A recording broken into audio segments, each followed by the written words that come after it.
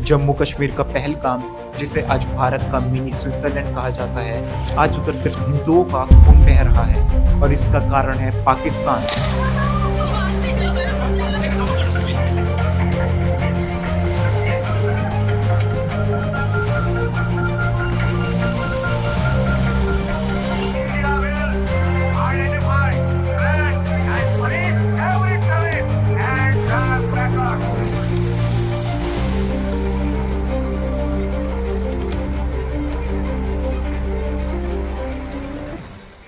22 अप्रैल 2025 समय था दिन के 2:45 जब पहलगाम के पाइसन वैली में 7 टेररिस्ट इंडियन आर्मी की यूनिफॉर्म पे आते हैं और टूरिस्टों में से सिर्फ पुरुषों का आधार कार्ड चेक करते हैं ताकि उनके हाथों उन्हीं के किसी मुसलमान भाई की जान ना चले जाए। और आखिर में जितने हिंदू निकलते हैं उन सभी के पैंट उतरवाए जाते हैं और उन्हें कलमा पढ़ाया जाता है और आखिर में उन्हें मार दिया जाता है।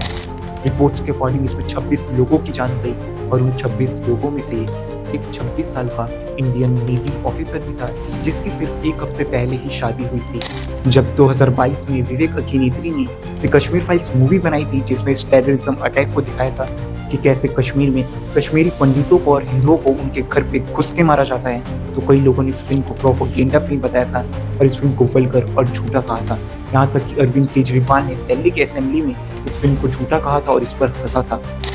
लेकिन अब जो पहलगाम में हो रहा है वो क्या, जो लोग वहाँ मौजूद थे उन्होंने खुद बताया कि टेररिस्ट उनका आधार कार्ड चेक करते और अगर वो हिंदू निकलते तो उनका पैंट उतरवाया जाता और उन्हें कलमा पढ़ाया जाता और आखिर में उन्हें मार दिया जाता।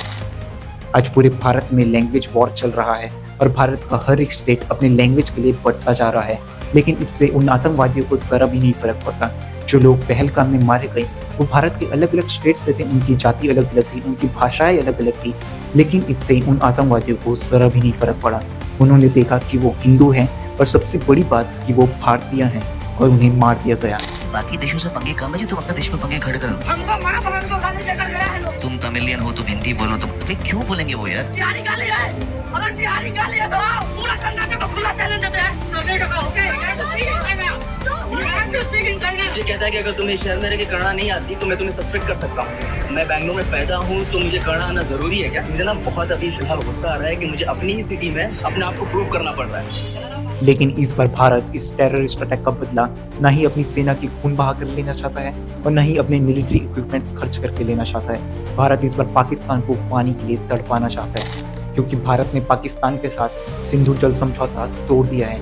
यानी इंडिया से पाकिस्तान जाने वाली 3 नदियाँ सिंधु, चेनाब और झेलम, जो पाकिस्तान की लाइफलाइन थी, उसे बंद कर दिया है। ये तीनों नदियाँ पाकिस्तान में 80% खेती करने के लिए यूज़ की जाती थी, लेकिन अब इसे बंद कर दिया है, जिसके कारण न ही अब पाकिस्तान में खेती हो पाएगी और न ही अब उधर पीने का पानी होगा, जिससे अब पूरा पाकिस्तान अपने पानी की तड़प से इस टेररिस्ट अटैक का कीमत चुकाएगी। लेकिन अभी सबसे बड़ा सवाल ये है कि जम्मू कश्मीर में अभी भी हिंदू सेफ नहीं है और आखिर कब तक हिंदू जम्मू कश्मीर में अपना सर उठाकर नहीं जी सकता।